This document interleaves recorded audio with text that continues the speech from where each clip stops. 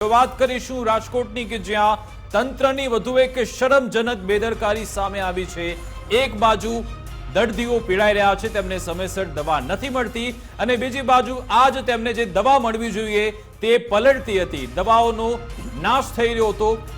બેદરકારીના લીધે અનેક લાખો રૂપિયાની દવા છે તે પલળી ગઈ છે અને ગોડાઉન મેનેજરની ઘોર બેદરકારીને લીધે જ આ અવદશા થઈ છે।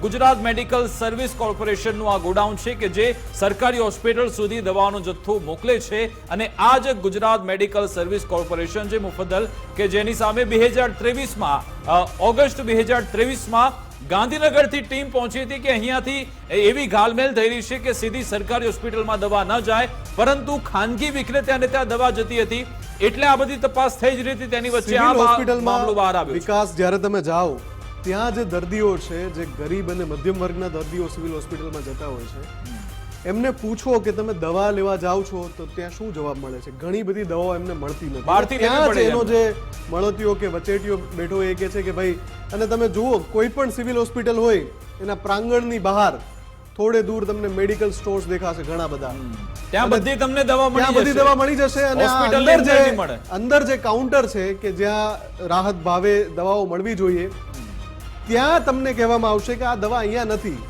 અને એક ત્યાં ઊભો જ હશે, એ કહે છે કે જાઓ પેલું મેડિકલ છે ત્યાં મળી જશે।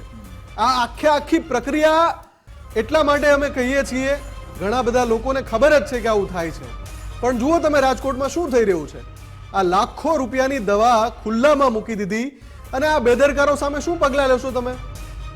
2 દિવસ પછી પૂછીશું તો કે ભાઈ અમે તપાસના આદેશ આપ્યા છે।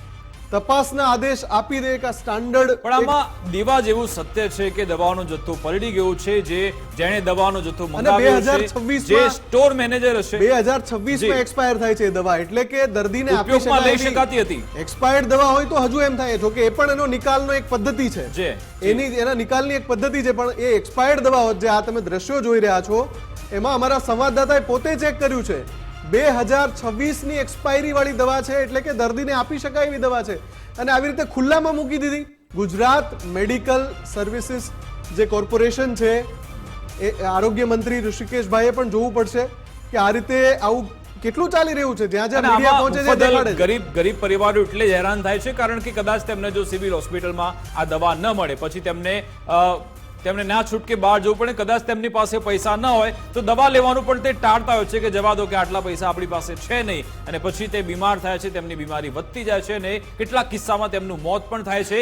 આ બધા જે બિંદુ આપણે જોડીએ તો ગુજરાતનું જે આરોગ્ય છે તે કથળી એટલા માટે રહ્યું છે કારણ કે આ બધા લૂપ હોલ છે આપણી આખી સિસ્ટમમાં અને વારંવાર આ બેદરકારી થતી રહે છે, વારંવાર લોકોને છાવરવામાં આવે છે, કોઈની જવાબદારી નક્કી થતી નથી, તેના કારણે જ આવી ઘટના બને છે અને આ લોકોને છૂટો દોર મળી જાય છે કે આપણું આખરે શું થવાનું છે, તપાસ થશે, આપણે જવાબ આપી દઈશું કે ભૂલથી સાહેબ આ જથ્થો આપણે બહાર મૂક્યો હતો, પરંતુ જે સ્ટોર મેનેજર છે, ગોડાઉન મેનેજર છે, તેની સીધી જવાબદારી નક્કી કેમ કરાતી નથી? કારણ કે લાખો રૂપિયાનો આ દવાનો જથ્થો છે, કોઈ એક વ્યક્તિને પણ સમયસર કદાચ આ દવા મળ્યો તો તેનો ગોડાઉનના મેનેજર છે, ઉપરાંત જેમની ત્યાં ઇન્સ્પેક્શનની જવાબદારી છે, ધ્યાન રાખવાની જવાબદારી છે, એ જે લાગતા વળગતા અધિકારી ઉપર પણ પગલાં લેવા જોઈએ તો આનો કોઈ અર્થ છે। બાકી અને કોણ ભરપાઈ કોણ કરશે? અને આમાં અધિકારીની સાઈન વગર તો આ જથ્થો બહાર નીકળ્યો નહીં હોય જ્યારે આ બિલ મોકલ્યું હશે કોર્પોરેશન। સૌથી મોટી વાત, ચોમાસું ચાલી રહ્યું છે જી, તમે ઉનાળામાં બહાર મૂક્યો છે તો હજુ સમજી શકાય કે ભાઈ આ ડિલિવરી કરવાનો હતો આ જથ્થો એટલે બહાર રાખ્યો હતો।